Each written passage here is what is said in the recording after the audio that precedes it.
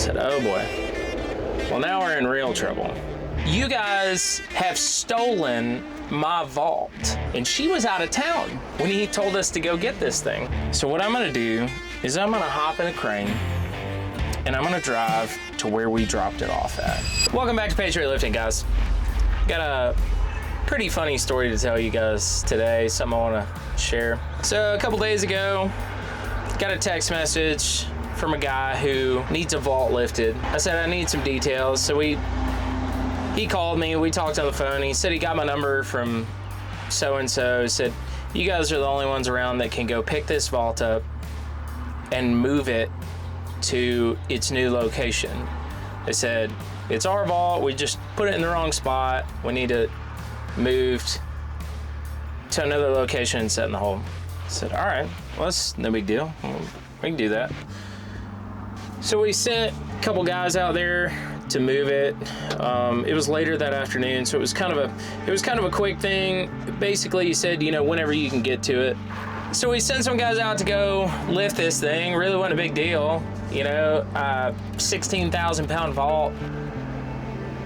We're real familiar with that stuff. We get a lot of practice at it. So later on, they had to go drive up somewhere in kind of northeast Georgia and pick it up and then take it down south and set it in the hole. So it was kind of a long process. So I went home. And for those of you that don't know, our phone rings 24/7. We're not encouraging you to call us 24/7, but it rings 24/7. And the office phone transfers to my phone after 5 o'clock. So I get all of the calls. So I get a call about 9 o'clock from this lady who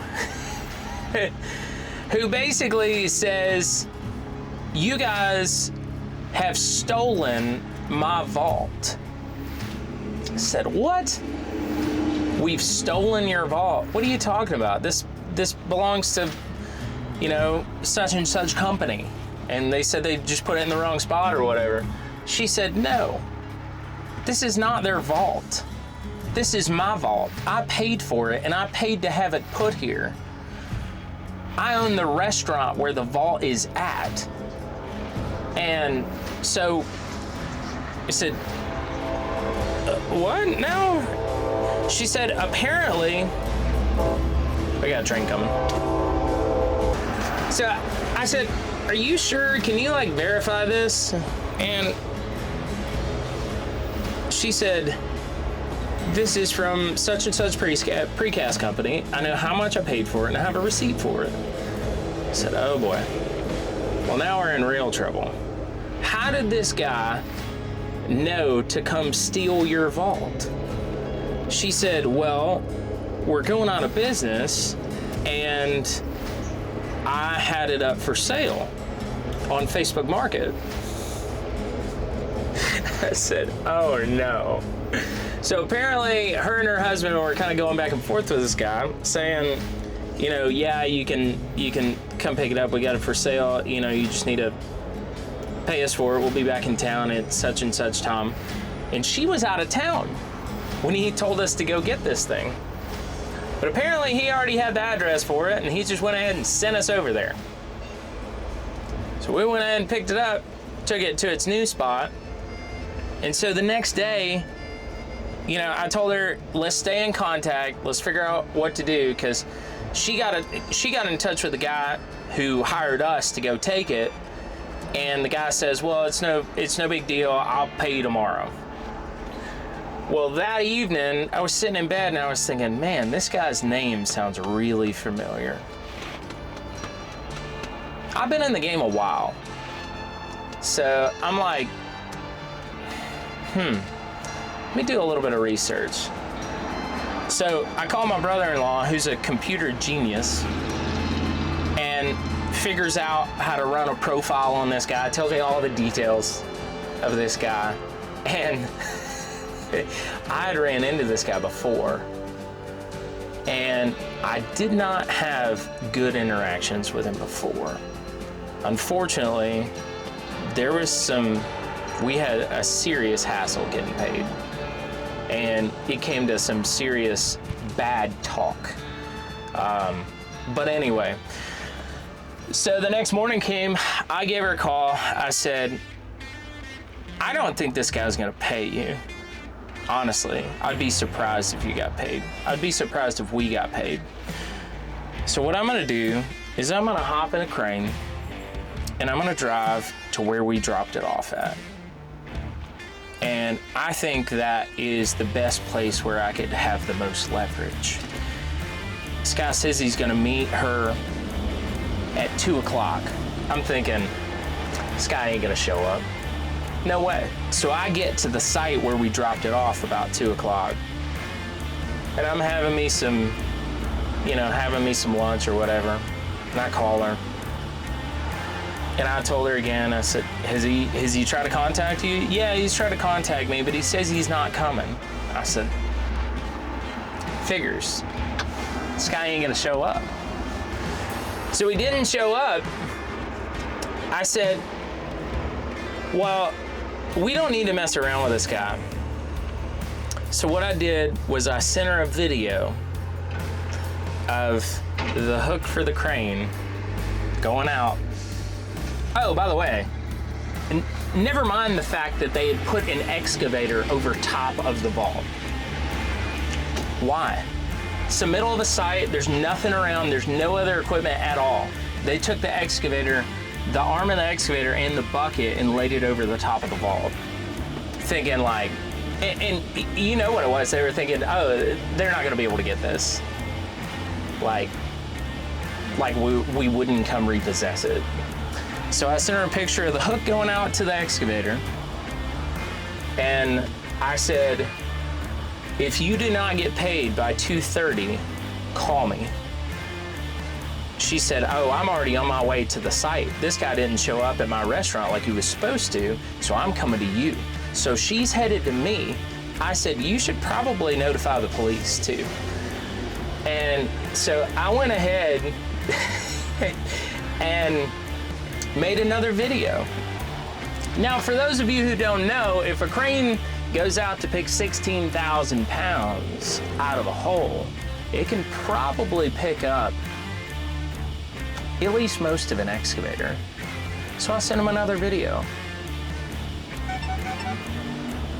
Sean will put that in the clip here. We can move excavators too. It's not that big a deal. You put whatever you want on top of it. We're in the lifting business. It's not gonna stop us.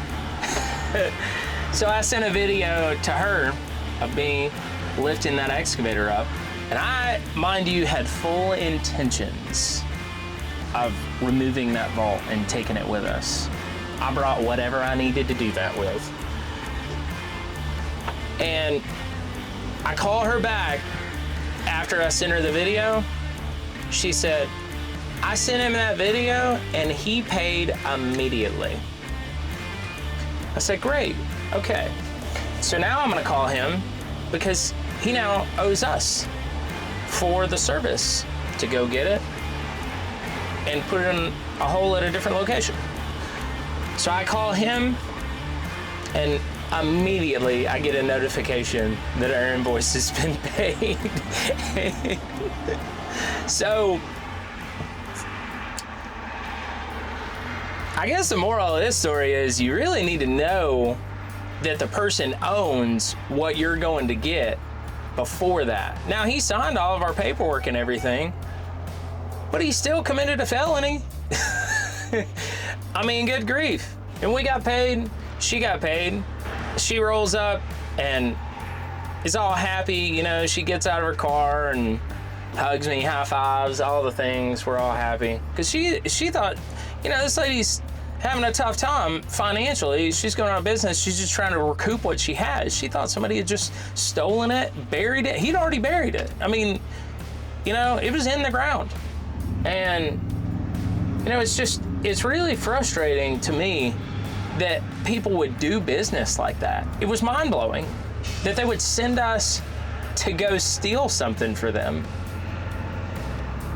before it was ever even paid for or anything, and then just say, oh yeah, I was gonna pay for that. I was gonna get it taken care of. Just calm down. Yeah, right. That's why you put the excavator on top of it. sure. But anyway, the moral of the story is you really, before you provide a service, you really need to know that the person or company owns what you're lifting.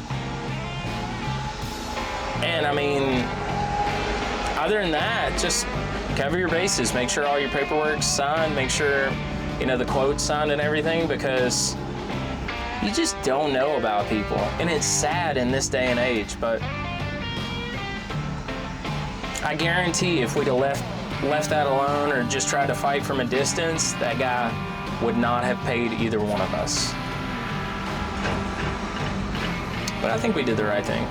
Unfortunately, he decided to do the right thing. So anyway, just a little crazy story we had this week. Just wanted to share it with y'all. I thought it was pretty funny.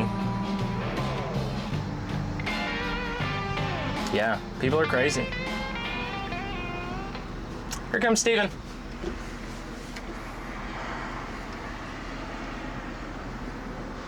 I think he was at a tank job. I don't know, man basket, working on a silo or something. Anyway, hope you guys have a good one. We're gonna go lift some stuff.